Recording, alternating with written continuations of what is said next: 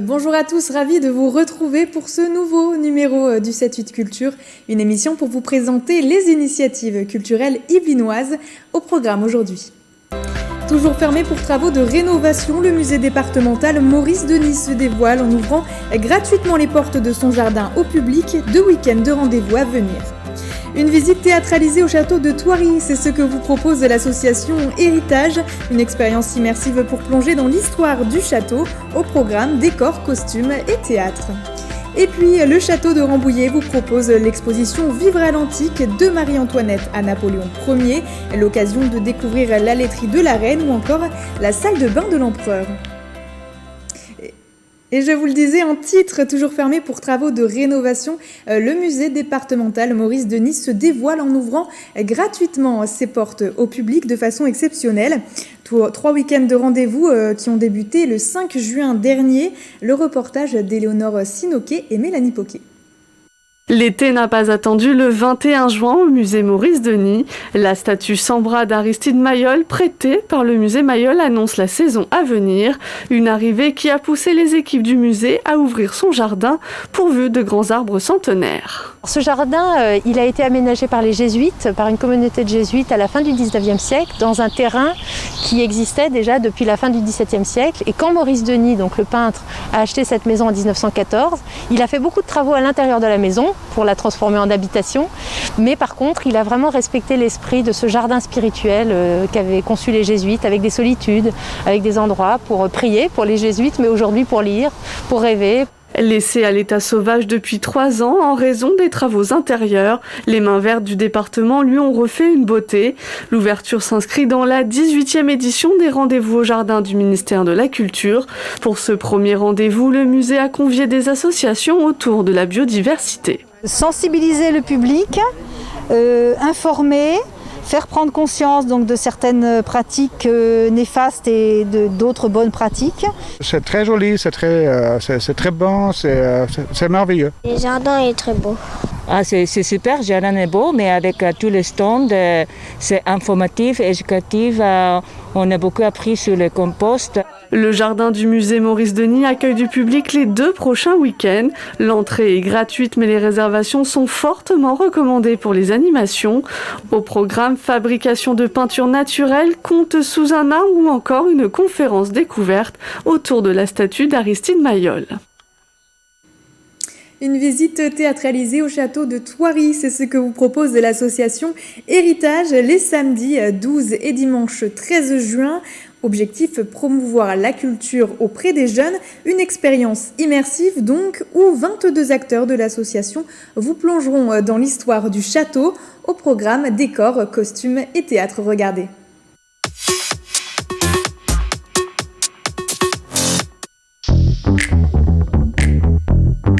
Une visite théâtralisée, en fait, c'est une visite donc, du château, mais qui sort un petit peu des codes habituels. On n'est pas simplement sur une visite guidée où on va nous présenter les différents objets d'une pièce ou simplement l'histoire.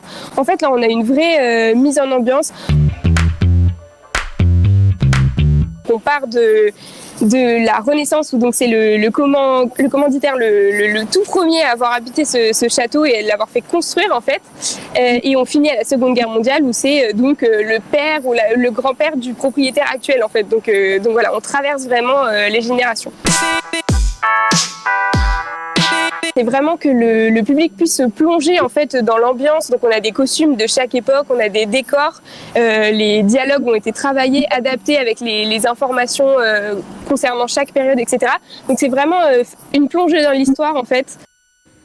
Les visites sont réalisées au profit de la restauration du château de Thoiry, réservation via le site du château.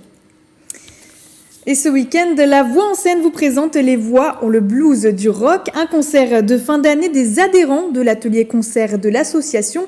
Une dizaine de chanteurs viendront jouer sur scène. Ça se passera samedi 12 juin à 20h à l'espace Alphonse Daudet de Coignières. Le thème de cette année, vous l'aurez compris, c'est le blues et le rock. Dans les classiques, on a Show Must Go On, on a J'irai où tu iras. Donc on essaye vraiment de varier. Français, anglais, enfin voilà, on a du Johnny. c'est vraiment un maillage. On est sur un univers blues puis rock et on va s'amuser un petit peu à passer, à faire un passage entre le blues et le rock. Réservation à faire via le site La Voix en Scène. D'autres spectacles à venir dans les Yvelines. Après ses 2 premiers volets, Leçons d'histoire de France, Maxime Daboville revient au Théâtre du Vésinet avec La Révolution, un spectacle donc sur la Révolution française où l'artiste vous refera vivre l'événement. Il aura lieu le lundi 14 juin à 20h30. Et puis le Théâtre Alexandre Dumas vous propose de découvrir le spectacle Romanesque, un voyage sur les traces de la langue française et sa transformation au fil des ans. Le spectacle aura lieu le mercredi 16 juin à 20h30. Chronique des jours Covid-19 Days, c'est le titre de la collection d'une trentaine d'œuvres composées par Emma Hall, peintre, et Emmanuel Skoraï, qui est écrivain. Célia Gatsongo, bonsoir. Bonsoir. Cette collection unique donc va être mise en vente par artpartage.com, qui est donc une société qui est basée à Montigny-le-Bretonneux.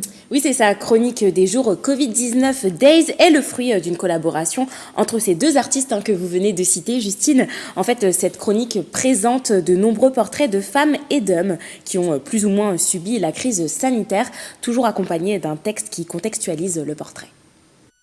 Ce sont des médecins, des infirmières avec le masque. Ce sont des personnes de tous les jours, ce sont des enfants, des adolescents, des personnes dans toutes sortes de vies qui subissent quelque part cette histoire du virus qui a complètement envahi le monde.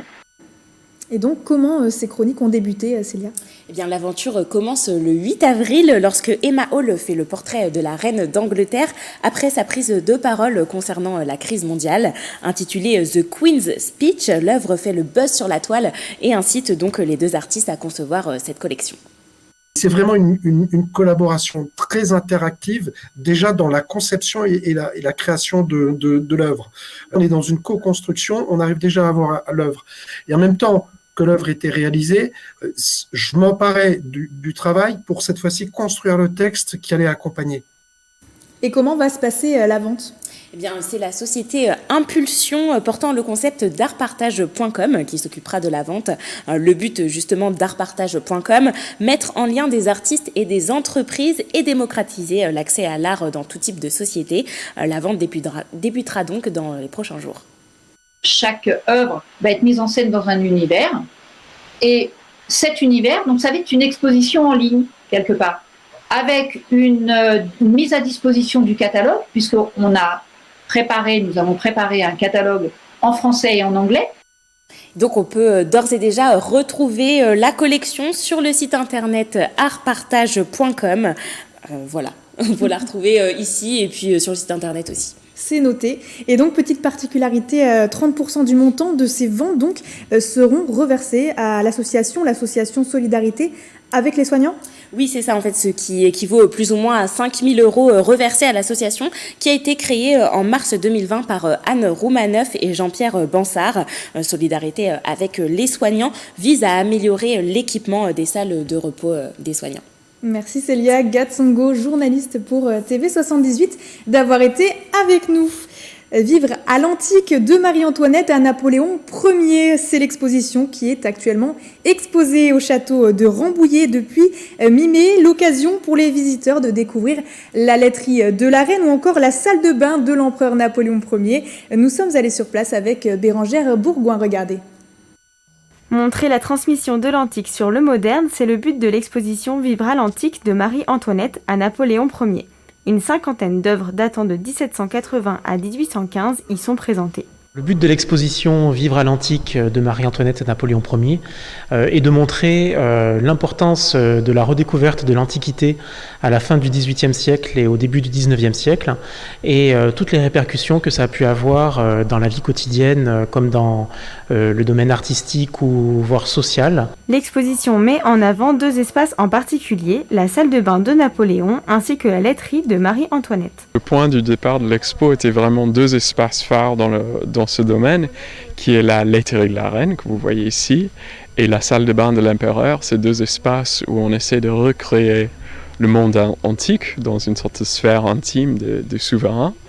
Et donc, avec l'expo, on voulait comprendre mieux pourquoi et comment, au fin du XVIIIe, siècle, ils ont commencé à réimaginer le présent à l'image du passé lointain. Sur place, tableaux, maquettes, porcelaine de Sèvres, l'exposition a bénéficié du prêt d'un panorama de la ville de Rome. L'exposition permettra au public de voir de nombreuses maquettes de monuments antiques qui ont été réalisées au XVIIIe siècle, des peintures, quelques sculptures, des éléments en porcelaine également produites par la manufacture de Sèvres principalement, quelques œuvres de l'Antiquité également, je pense à un vase assez monumental issu de fouilles archéologiques, quelques éléments de mobilier et de décor intérieur qui datent de cette époque également.